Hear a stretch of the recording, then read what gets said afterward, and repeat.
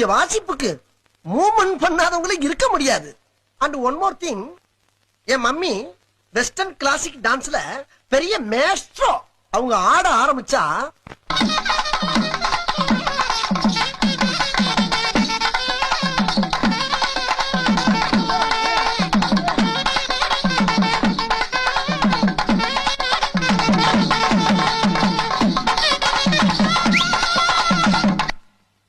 என் father வாசிக்க, என் mummy ஆட, நானும் எங்க அண்ணன் உட்கார்ந்து வேடிக்கை பார்க்க ஒரே கூத்தா இருக்கும்.